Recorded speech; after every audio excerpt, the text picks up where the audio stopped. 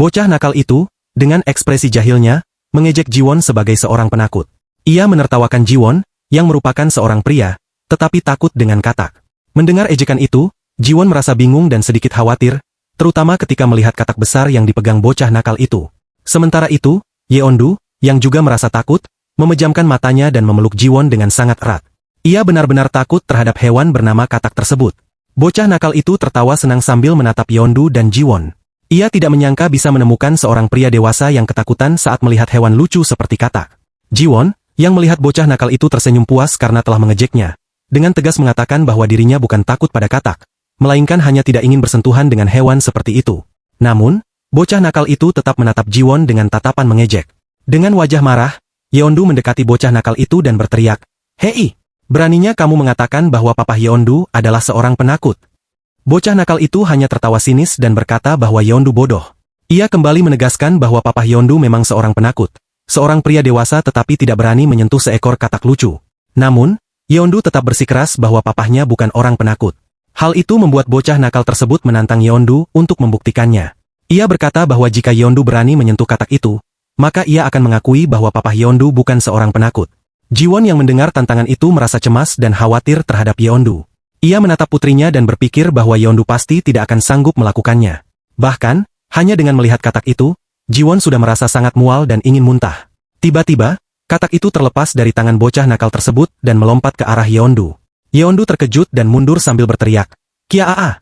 Wa-a-a-ah!" Katak itu pun melompat pergi dan menjauh. Pada saat itu, Jiwon mulai menegur bocah nakal tersebut dan bertanya apa yang sebenarnya ia lakukan. Namun, bocah nakal itu sudah berlari sangat cepat, meninggalkan Jiwon yang semakin kesal.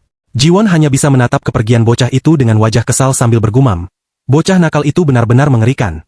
Kemudian, Jiwon mendekati Yeondu yang tampak sedih dan ketakutan. Ia bertanya, "Yeondu, kamu tidak apa-apa?" Lalu, Jiwon menasihati Yeondu agar tidak perlu melakukan hal seperti tadi hanya karena ada seseorang yang menyebut papahnya penakut. Sebab, itu tidak berarti bahwa hal itu benar. Dengan wajah tertunduk, Yeondu berkata, "Tapi, Yeondu sangat kesal kalau ada yang mengejek papa." Jiwon mengerti perasaan putrinya, tetapi ia menegaskan bahwa dirinya baik-baik saja. Ia meminta Yeondu untuk menahan diri dan tidak terpancing emosi lagi jika ada orang lain yang mengejeknya. Beberapa waktu kemudian, mereka sampai di tempat tujuan. Jiwon mengambil air mineral dengan tangannya untuk memastikan apakah air tersebut aman untuk diminum. Setelah mencobanya, ia merasa sangat puas. Air mineral itu begitu segar. Jiwon lalu menawarkan kepada Yeondu, "Yeondu, mau mencoba air ini?" Yeondu yang sudah penasaran tentu saja mengiyakan tawaran papahnya. Jiwon kembali mengambil air mineral itu dengan tangannya dan memberikannya kepada Yeondu. Namun, saat bibir mungil Yeondu menyentuh air mineral tersebut, ia merasa kedinginan. Jiwon tersenyum dan menjelaskan, "Ini air mineral." Yeondu yang merasa segar langsung meminta papahnya lagi untuk memberikannya lebih banyak. Ia sangat senang dengan rasa menyegarkan dari air mineral yang baru saja ia minum. Di saat mereka berdua menikmati air mineral dengan penuh semangat, tiba-tiba bocah nakal tadi kembali menghampiri mereka dan memanggil mereka. Jiwon berbalik dan menatap bocah itu. Bocah nakal itu berjalan mendekati Jiwon dan Yeondu, lalu berkata dengan suara pelan, "Aku ingin meminta maaf atas kejadian tadi." Kemudian, ia mencoba mengeluarkan sesuatu dari dalam kantong yang ia bawa. Melihat itu, Jiwon langsung panik dan dengan sigap melindungi Yeondu. Ia bertanya dengan waspada, "Kamu mau apa?" Sementara itu, Yeondu hanya diam dan menatap bocah nakal itu. Namun, bocah itu lalu menunjukkan sebuah kentang di tangannya.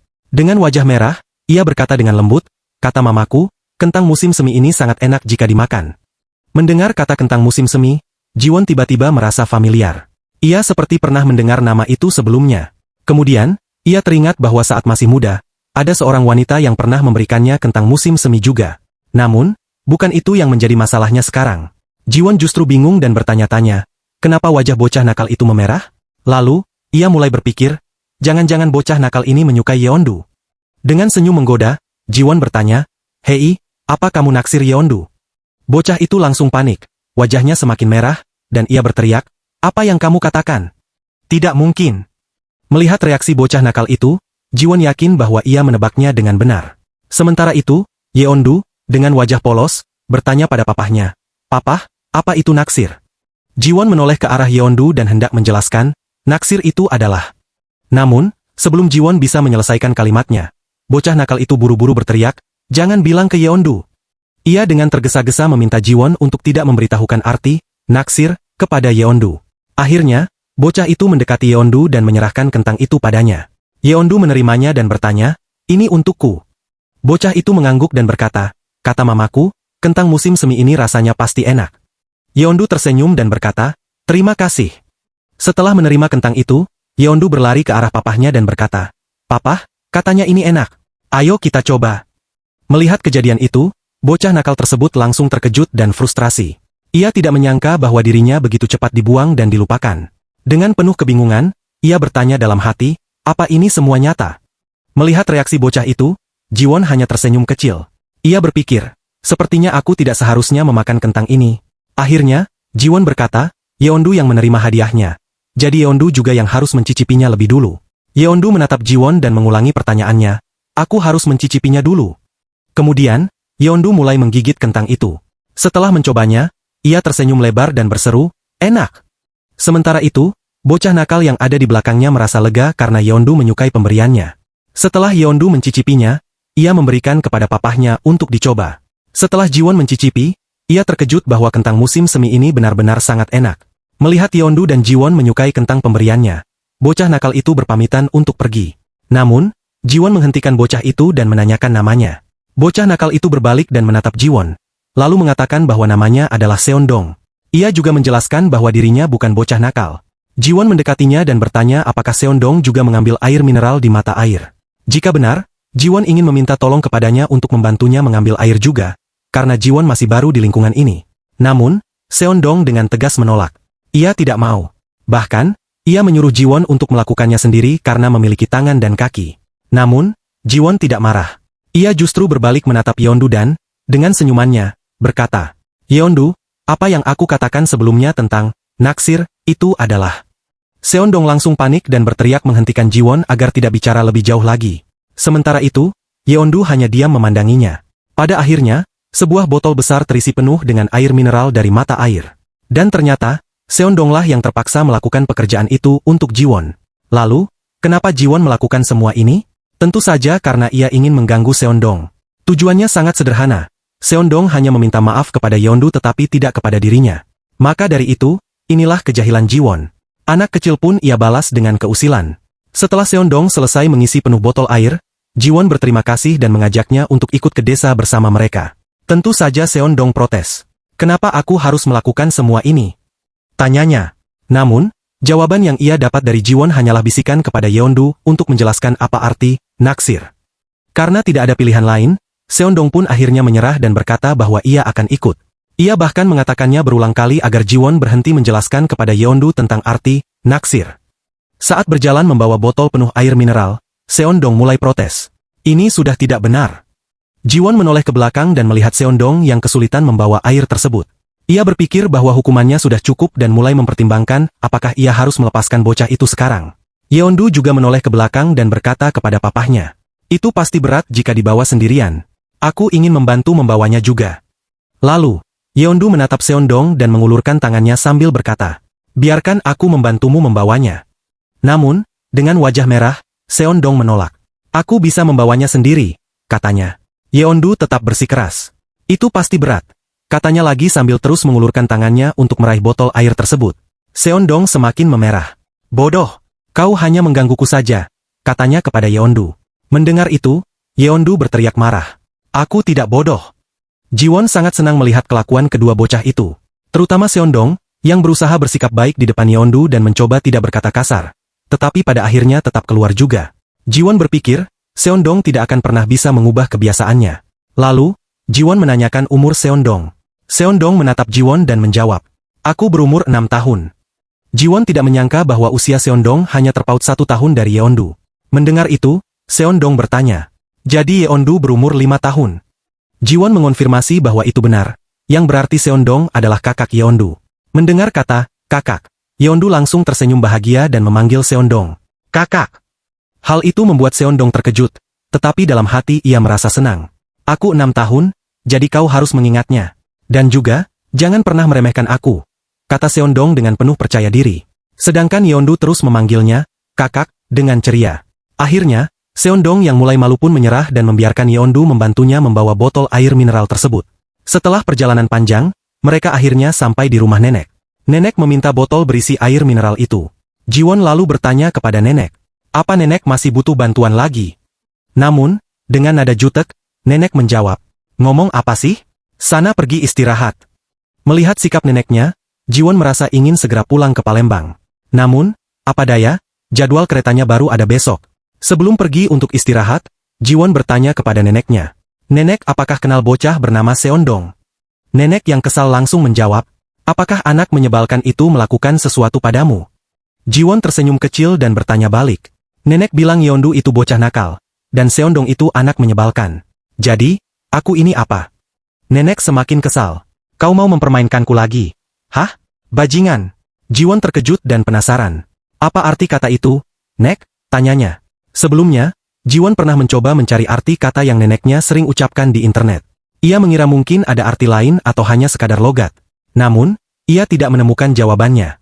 Apa artinya? Kenapa nenek selalu memanggilku begitu? Tanya Jiwon. Namun, nenek hanya menjawab dengan singkat. Kau tidak perlu tahu. Jiwon tidak mau kalah. Nenek selalu memanggilku begitu, jadi aku harus tahu artinya. Akhirnya, nenek menjawab dengan tegas. Itu artinya kepala burung. Orang yang sangat bodoh. Jiwon langsung kesal. Jahat sekali. Nenek tega memanggil cucunya sendiri begitu, protesnya. Padahal saat Jiwon kecil, nenek selalu menggendong dan menyayanginya. Bahkan, nenek sangat bangga padanya. Namun, nenek hanya menatapnya dan berkata, diam saja. Panggilan itu cocok untukmu. Jiwon akhirnya menutup mulutnya kembali. Ia tidak mau neneknya terus mengomel. Sore pun tiba. Terlihat kumpulan daging yang sedang dipanggang. Jiwon tidak menyangka, ternyata nenek menghabiskan waktu seharian untuk menyiapkan semua ini untuknya dan Yeondu. Sementara itu, Yeondu masih terus menatap neneknya tanpa berkedip. Seakan mengawasinya agar tidak melakukan sesuatu kepada papahnya lagi. Nenek berkata, itu cuma sisa. Cepat makan. Jiwon menoleh ke arah Yeondu dan bertanya, Yeondu pernah makan daging sapi sebelumnya? Sambil menatap daging, Yeondu menjawab, pernah. Jiwon senang mendengarnya. Namun, Yeondu kemudian berkata dengan murung, tapi yang kumakan hanya makanan sisa.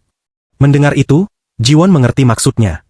Ia tahu siapa yang selalu meninggalkan Yeondu tanpa makanan dan hanya memberinya sisa-sisa. Si bajingan pamannya. Kemudian, sepasang sumpit mengangkat sepotong daging sapi panggang yang masih mengepul hangat. Perlahan, daging itu diletakkan di atas semangkuk nasi yang penuh milik Yeondu. Sambil mendengar suara makanan yang berpindah ke mangkuknya, Yeondu menatap neneknya dengan mata besar berbinar dan wajah penuh kebahagiaan.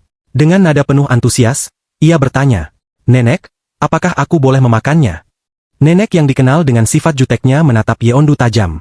Dengan suara datar, ia berkata, aku memberikannya padamu memang untuk dimakan. Atau kau tidak mau? Mendengar itu, Yeondu segera mengambil daging tersebut dan mulai menyantapnya dengan penuh kebahagiaan. Sambil mengunyah, ia tidak lupa mengucapkan terima kasih kepada neneknya dengan tulus. Melihat Yeondu begitu menikmati makanannya, Jiwon yang duduk di sampingnya hanya bisa terdiam dengan ekspresi sedikit murung. Dalam hatinya, ia mulai berpikir bahwa ke depannya, ia harus berusaha membelikan lebih banyak daging untuk Yeondu agar anak itu bisa makan dengan lebih baik. Namun, di balik perasaan itu, Jiwon juga merasakan kebahagiaan yang sulit dijelaskan. Ia tersenyum tipis, kemudian mengambil sepotong daging, membungkusnya dengan daun selada, seperti cara makan kimchi yang selalu ada di dalam manhwa Spirit Farmer, salah satu makanan favoritnya Hawa. Setelah itu, Jiwon menatap neneknya dan berkata, Nenek, coba bilang aah.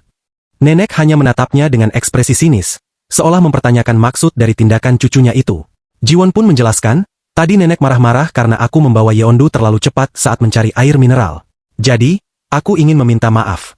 Namun, nenek tetap bersikap acuh tak acuh, dan meminta Jiwon menghentikan omong kosong Jiwon. Dan ia meminta Jiwon untuk makan sendiri saja. Tapi Jiwon tidak menyerah begitu saja. Dengan nada manja, ia kembali membujuk. Nenek, ini suapan pertama dari cucu nenek. Nenek akhirnya menghela napas panjang.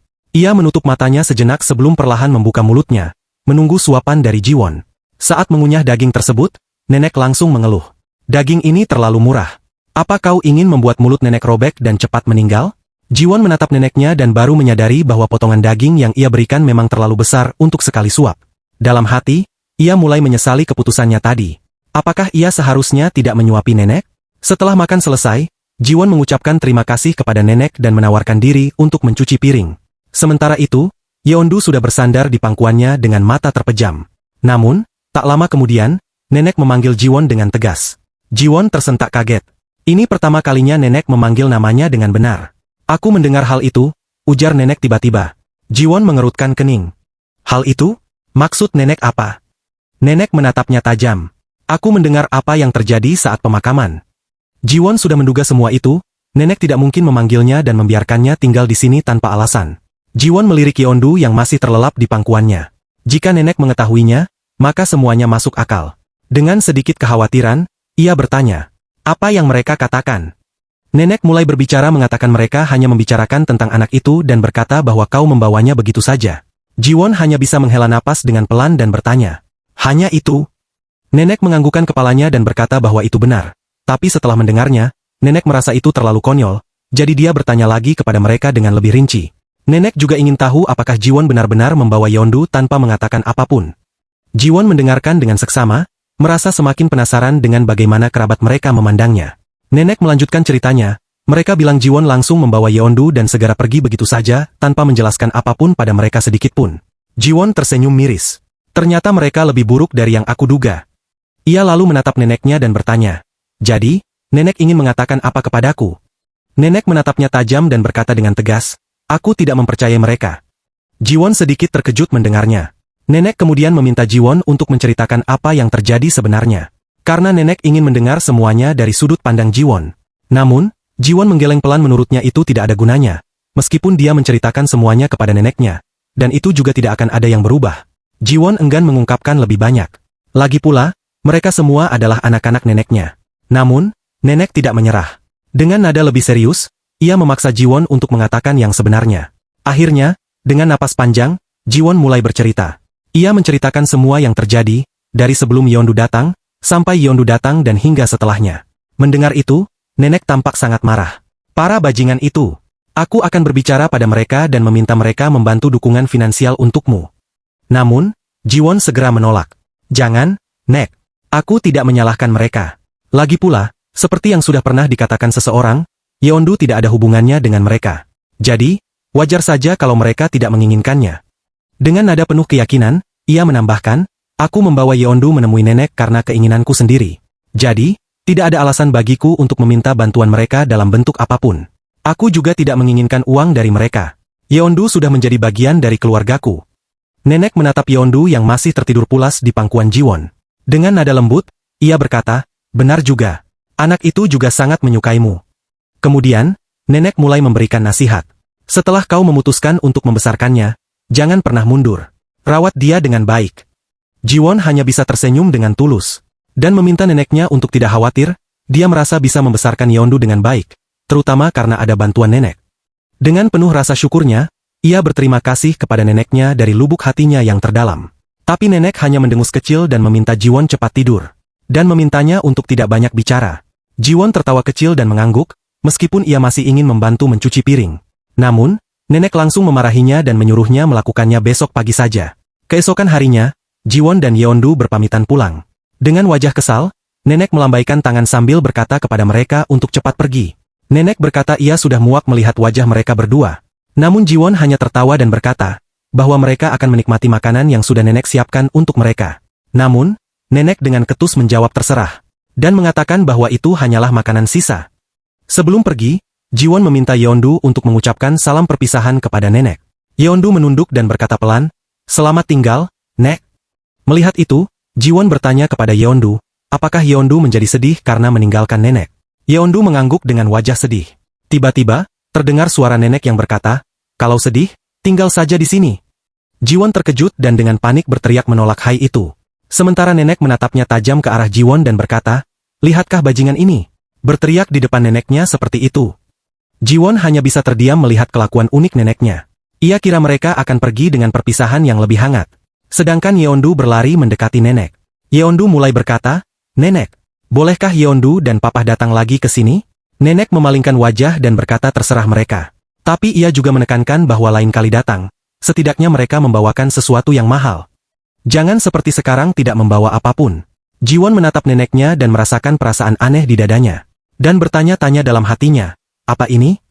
Dan akhirnya Jiwon mengakhiri percakapan mereka, dan sekali lagi berpamitan kepada nenek. Sedangkan Yeondu masih tertunduk diam. Tiba-tiba, gadis kecil itu berteriak, Hwaa. Jiwon terkejut mendengarnya. Seondong, seorang anak yang ada di sana, menghampiri mereka dan bertanya, "Apa kau akan pulang, nak?" Dengan senyum ceria, Yeondu menjawab, "Iya, kakak." Jiwon hanya bisa menghela napas. Berpikir, dasar anak nakal, lihatlah dirimu. Kau hanya lebih tua setahun dari Yeondu, tapi bicaramu seperti orang dewasa. Seondong kemudian memberikan sekantong makanan kepada Yeondu dan berkata, "Makanlah ini di perjalanan nanti."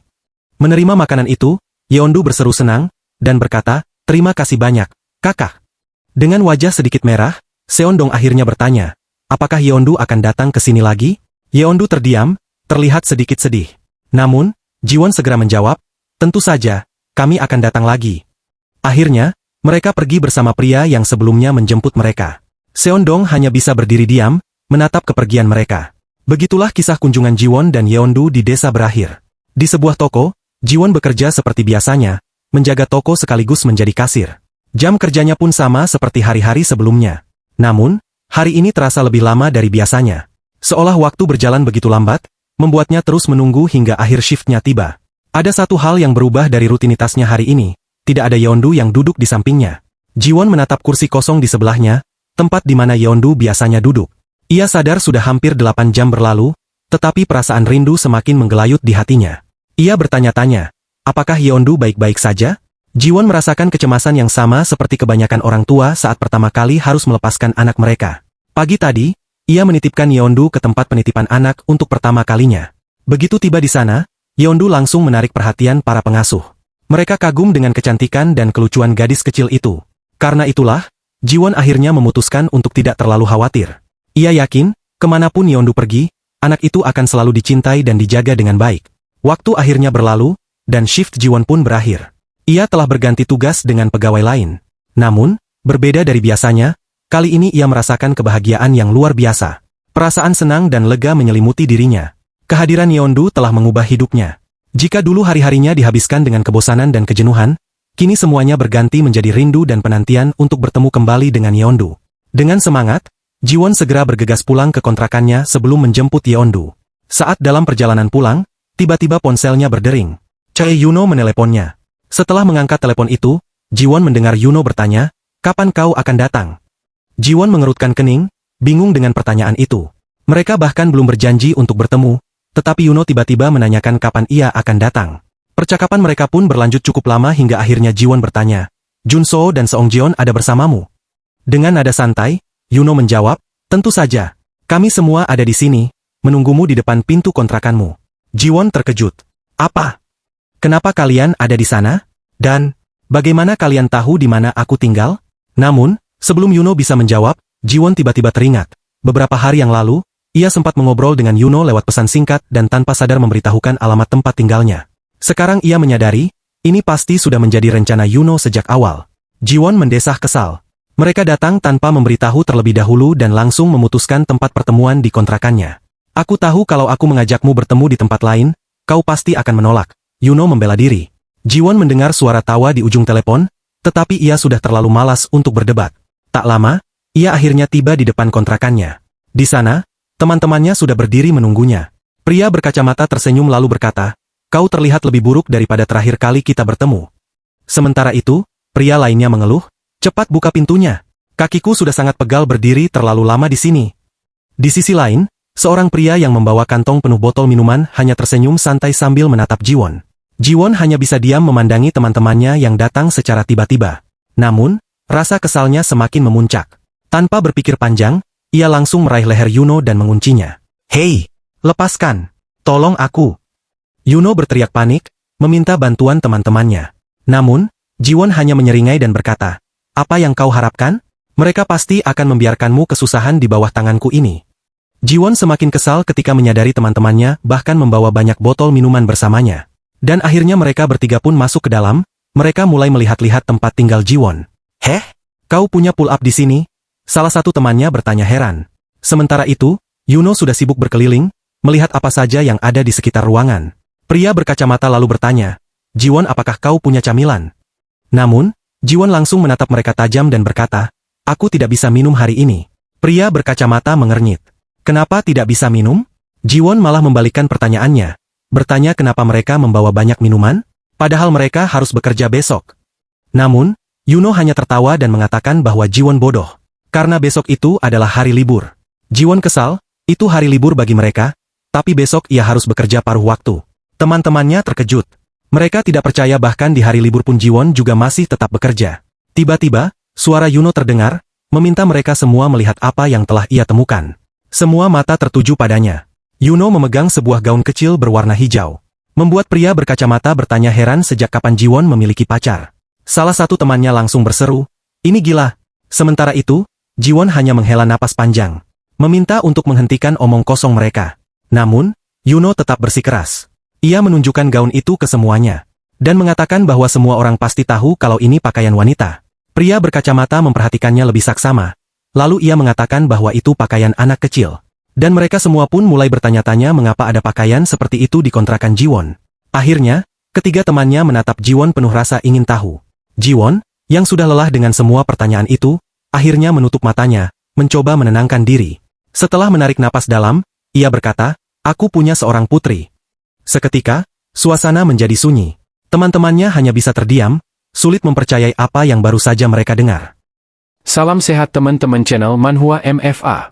Dukungan dan support dari kalian adalah suatu kehormatan bagi saya untuk tetap semangat membuat channel ini makin maju. Subscribe, like, dan komentar kalian sangat saya nantikan. Semoga Anda dan keluarga Anda selalu diberikan kesehatan lahir dan batin. Terima kasih.